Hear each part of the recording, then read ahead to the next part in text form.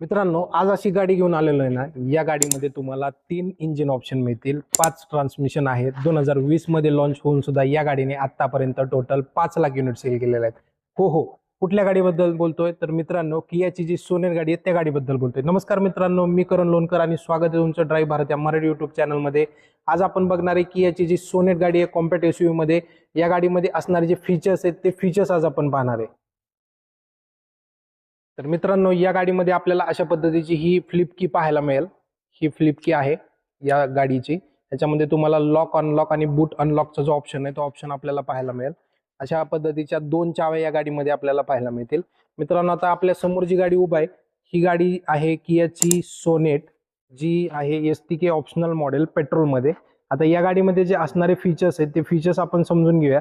सर्वात प्रथम जर बघितलं फ्रंट साईडला तर तुम्हाला हेडलॅम्प विथ डीआरएलचा ऑप्शन जो आहे तो डीआरएलचा ऑप्शन आपल्याला या गाडीमध्ये पाहायला मिळेल. त्याच्याबरोबर फ्रंटचं जे ग्रिल आहे ते हनीबीचं जे ग्रिल असतं अशा पद्धतीचं ग्रिल आहे. या मॉडेलमध्ये आपल्याला फ्रंट साईडला जे सिल्वर कलरचं ऑप्शन दिसत आहे हे क्रोमिंगमध्ये नाहीये, सिल्वरमध्ये आपल्याला पाहायला मिळेल.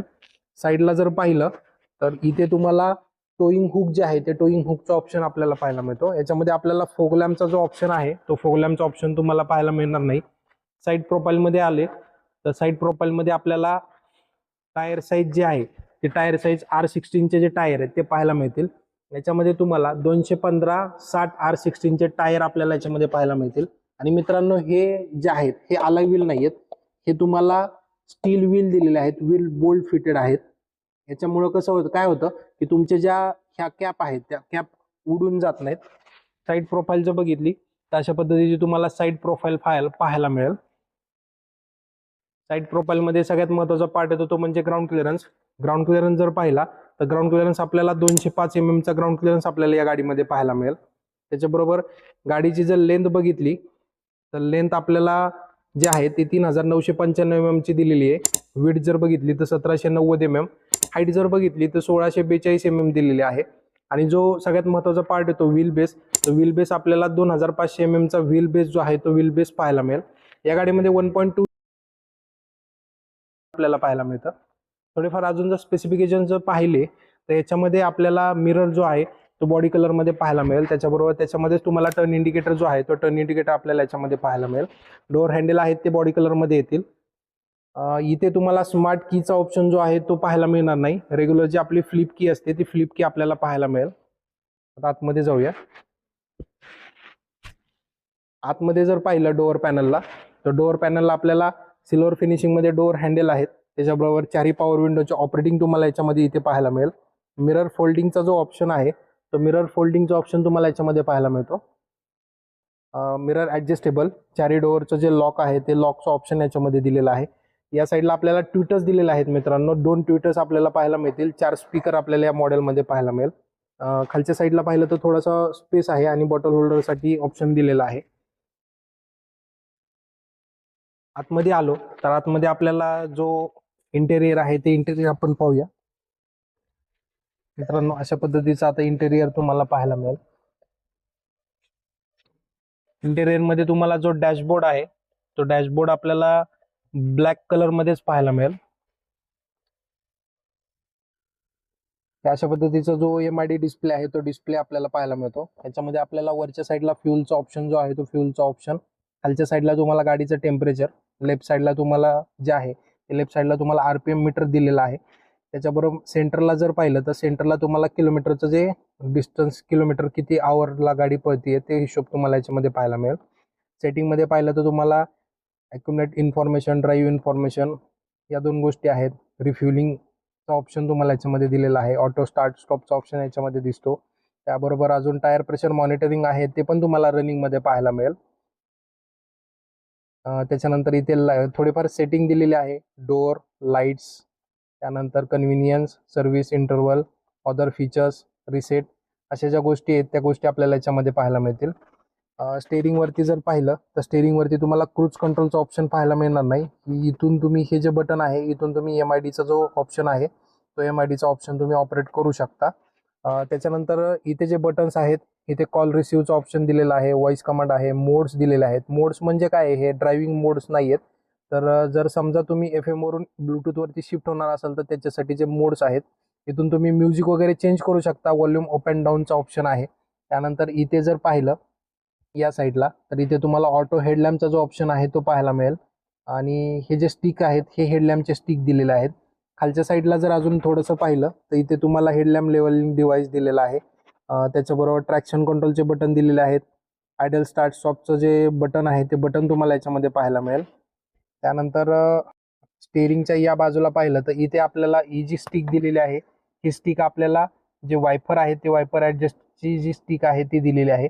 म्युझिक सिस्टीममध्ये पाहिलं तर म्युझिक सिस्टीममध्ये आपल्याला मोठी 7 इंचचा टचस्क्रीन डिस्प्ले पाहायला मिळेल. याच्यामध्ये रेडिओ आहे. त्यानंतर मीडियाचा ऑप्शन तुम्हाला याच्यामध्ये पाहायला मिळेल.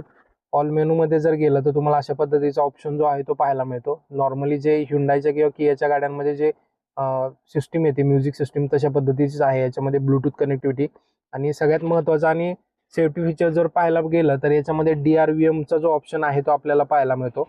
तो DRVMचा ऑप्शन काय आहे ते जर समजून घ्यायचं म्हटलं तर ज्यावेळेस तुमची गाडी पार्क नसते पण रनिंगमध्ये असते किंवा तुमची गाडी ड्रायव्हिंग मोडला असते त्यावेळेस जर तुम्ही ऑन केलं तर बॅक साईडचा जो तुमचा कॅमेरा आहे तो ऑटोमॅटिकली ऑन होतो. आणि जर तुम्ही हँडब्रेक लावला तर तो ऑटोमॅटिकली जातो. आणि हँडब्रेक लावलेला असताना जर तुम्ही ऑन करायला गेले तर तिथं सांगतं unavailable Wien the vehicle is park. म्हणजे तुमची जर गाडी पार्क केलेली असेल तर ते चालू होणार नाही. थोडं जर खाली आलं तर इथं तुम्हाला ऑटोमॅटिक एसीचा ऑप्शन जो आहे तो पाहायला मिळेल.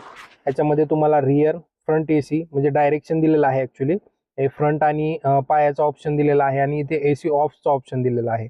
AC ऑन जर केला आपण तर इथून तुम्हाला फॅन स्पीड जे आहे ते ॲडजस्ट तुम्ही करू शकता. इथून तुम्ही AC ऑन ठेवायचा ऑफ ठेवायचा हा ऑप्शन तुम्हाला दिलेला आहे. आणि इथे ऑटोचं कंटिन्यू सेटिंग दिले आहे. जर समजा तुम्हाला कंटिन्युअसली ऑटोवरती ठेवायचं असेल AC तर ऑटोवरती तुम्ही ठेवू शकता.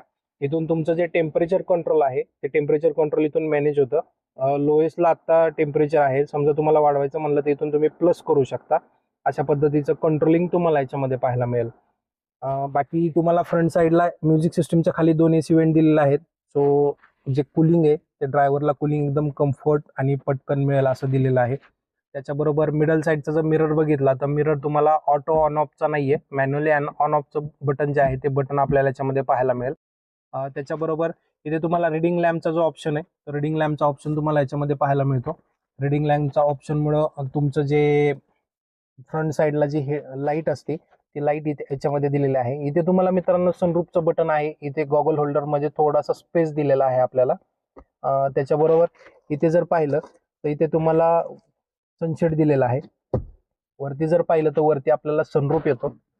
सनरूफ जो आहे तो अशा पद्धतीचा आहे. इलेक्ट्रिकल सनरूफ असल्यामुळे छोटा येतो. पॅनारॉमिक सनरूफ नाहीये. पण याच्यामध्ये पण तुम्हाला अँटी पिन सिस्टीम जी आहे ती पाहायला मिळेल.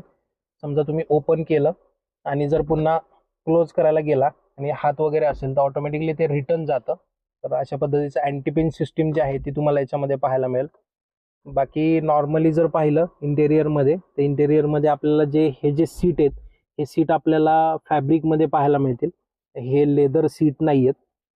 थोडासा स्पेस आपल्याला याच्यामध्ये पाहायला मिळेल. फुल ग्लो बॉक्स नाहीये पण थोडासा स्पेस याच्यामध्ये ग्लो बॉक्समध्ये आपल्याला पाहायला मिळेल डॉक्युमेंट वगैरे ठेवण्यासाठी. त्याच्याबरोबर इथे जर थोडं खाली आलं तर इथे तुम्हाला 12 वॉटचा गोल चार्जर दिलेला आहे. तो तुम्ही लावू शकता. USB तुम्ही कनेक्ट इथे करू शकता. आणि तुमचं जर C पोर्टचं जर चार्जर असेल तर तुम्ही इथून चार्ज करू शकता. मित्रांनो ही 1.2 लिटरची गाडी असल्यामुळे पेट्रोल असल्यामुळे इथं तुम्हाला 5 स्पीड मॅन्युअल ट्रान्समिशन पाहायला मिळेल. त्यानंतर इथे आपल्याला हँडब्रेक जो आहे तो मॅन्युअल आहे.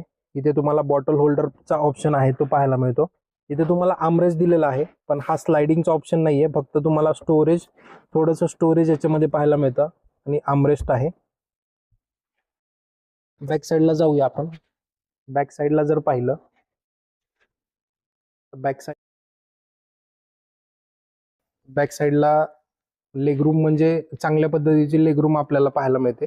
सगळ्यात महत्त्वाची एक गोष्ट सांगायची राहिली की रिअर डोअरला STK ऑप्शनल या मॉडेलमध्ये आपल्याला हे जे सनशेड आहेत हे सनशेड तुम्हाला या मॉडेलमध्ये पाहायला मिळतील. ऑटोमॅटिक नाही आहेत, मॅन्युअलीच आहेत. पण दुसऱ्या कुठल्याच या कम्पॅरेटिव्ह मॉडेलमध्ये तुम्हाला हे जे फीचर आहे हे फीचर पाहायला मिळत नाही. थोडासा स्पेस दिलेला आहे. खाली बॉटल होल्डर आणि काही डॉक्युमेंटेशन असेल तर ठेवू शकता. सॉफ्ट टच नाही आहे. नॉर्मली फायबर जे असतं ते फायबर आपल्याला याच्यामध्ये पाहायला मिळेल. रिअरला जर बसला आपण तर रिअरला तुम्हाला असा कम्फर्ट असा स्पेस, म्हणजे जर ड्रायव्हिंग पोझिशनला जर सीट ठेवलं तर तुम्हाला कम्फर्ट असं लेग रूम जे आहे कॉम्पॅक्ट एसयूव्ही असून सुद्धा तुम्हाला पाहायला मिळेल.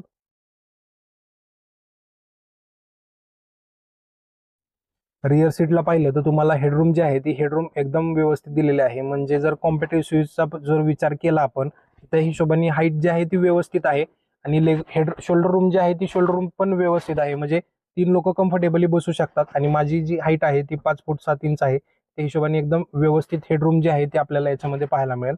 इथे तुम्हाला ग्रिप हँडल वगैरे दिलेला आहे. त्याच्याबरोबर इथे जर बॅक साईडला पाहिलं तर तुम्हाला बॅक साईडला सुद्धा तुम्हाला एसी वेंटचा जो ऑप्शन आहे रिअर एसी वेंट तो ऑप्शन तुम्हाला याच्यामध्ये पाहायला मिळेल. थोडा खाली स्पेस दिलेला आहे, मोबाईल होल्डर म्हणलं तरी चालेल. सी टाईपचे जे 2 चार्जर आहेत ते 2 सी टाईपचे चार्जर आपल्याला याच्यामध्ये पाहायला मिळेल. आता आपण बूट पाहूया. रिअरला जर गेलं तर रिअरला अशा पद्धतीचा शार्क फिन अँटेना आपल्याला पाहायला मिळतो. शार्क फिन अँटेना असेल तर रेडिओ फ्रिक्वेन्सी जी आहे ती नॉर्मल अँटेनापेक्षा थोडीशी चांगली राहते. हाय माउंटेड स्टॉप लॅम्पचा ऑप्शन याच्यामध्ये पाहायला मिळेल. इथे आपल्याला डिफॉगर पाहायला मिळतील. डिफॉगर असतील तर मित्रांनो जे काचेवरती फॉग वगैरे जमा होतं ते पटकन रिड्यूस होण्यास मदत होईल. त्यानंतर तुम्हाला रिअर वायपरचा ऑप्शन दिलेला आहे आणि सगळ्यात महत्त्वाचं आणि दिसणारं प्रीमियम जी गोष्ट आहे ती म्हणजे तुमची tail lamp. Connected tail lamp असल्यामुळं एकदम बेस्ट आणि प्रीमियम अशी गाडी जी आहे ती गाडी दिसते. त्यानंतर रिअर साईडला बघितलं तर आपल्याला 2 पार्किंग सेन्सरचा जो ऑप्शन आहे, 2 पार्किंग सेन्सरचा ऑप्शन आपल्याला याच्यामध्ये पाहायला मिळेल.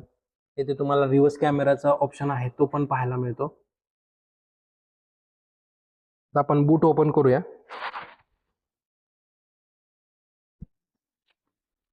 मॅन्युअलमध्ये बूट ओपनिंग दिलेलं आहे. याच्यामध्ये तुम्हाला इलेक्ट्रिकल ॲडजस्टेबल बूट ओपनिंग जे आहे ते बूट ओपनिंग आपल्याला याच्यामध्ये पाहायला नाही मिळणार. बूट स्पेस जर पाहिला तर मित्रांनो 385 लिटरचा जो बूट स्पेस आहे तो बूट स्पेस आपल्याला पाहायला मिळेल आणि फोल्डेबल सीट आहेत. 60-40 सीटचा ऑप्शन ॲपच्यामध्ये पाहायला मिळणार नाही, पण फोल्डेबल सीट असल्यामुळं तुम्ही जर 2 पर्सनच प्रवास करणार असाल तर तुम्हाला एक्स्ट्रा लगेज ठेवण्याचा ऑप्शन दिलेला आहे. फक्त रिअरचे जे बूटमध्ये तुम्हाला पार्सल ट्रे येतो तो तुम्हाला या मॉडेलमध्ये सेपरेट परचेस करावा लागेल, याच्यामध्ये येत नाही. इथे जर खाली पाहिलं तर इथे तुम्हाला स्पेअर व्हील पाहायला मिळेल.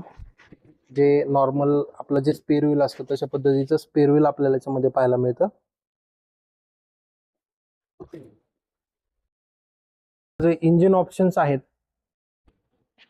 आता आपण इंजिन ऑप्शन जे आहे ते इंजिन ऑप्शन पाहूया.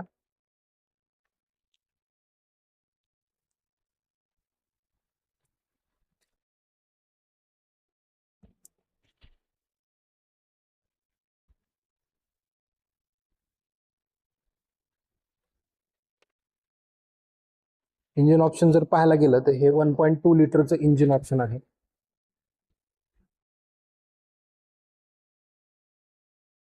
मित्रांनो हे 1.2 लिटरचं पेट्रोल इंजिन दिलेलं आहे. स्मार्ट स्ट्रीम असं या इंजिनचं नाव याच्यामध्ये पाहायला मिळेल आपल्याला. याच्यामध्ये जर पॉवर पाहिली तर 83 PS पॉवर, 6000 RPM आणि टॉर्क जर पाहिला तर 115 NMचा टॉर्क, 4200 RPM दिलेला आहे. मॅन्युअल गिअरबॉक्स दिलेला आहे या गाडीमध्ये. आता थोडंसं जर अजून जर आपल्याला इंजिनमधली माहिती पाहिजे असेल तर या बाजूला आपल्याला ब्रेक ऑइल पाहायला मिळेल. इथे तुम्हाला विंडशील्ड वॉटर जे आहे म्हणजे तुमचं वायफरचं पाणी आहे ते तुम्ही टाकू शकता. इथून तुम्ही इंजिन ऑइल जे आहे ते इंजिन ऑइल वगैरे पाहू शकता. इथे आपल्याला बॅटरी येते. हा गाडीचा फ्यूज बॉक्स आहे. त्यानंतर इथून तुम्ही कुलंटमध्ये पाणी वगैरे भरू शकता. त्या अशा पद्धतीचं जे गोष्टी आहेत त्या गोष्टी आपल्याला याच्यामध्ये पाहायला मिळतील. आणि हा मित्रांनो सगळ्यात महत्त्वाचं, ही जी गाडी आपल्याला अवेलेबल करून दिली पाहण्यासाठी, ही गाडी आपल्याला डोने किया बारामती यांनी अवेलेबल करून दिली. त्यांचा नंबर आहे, तो नंबर तुम्हाला स्क्रीनवरती पाहायला मिळेल.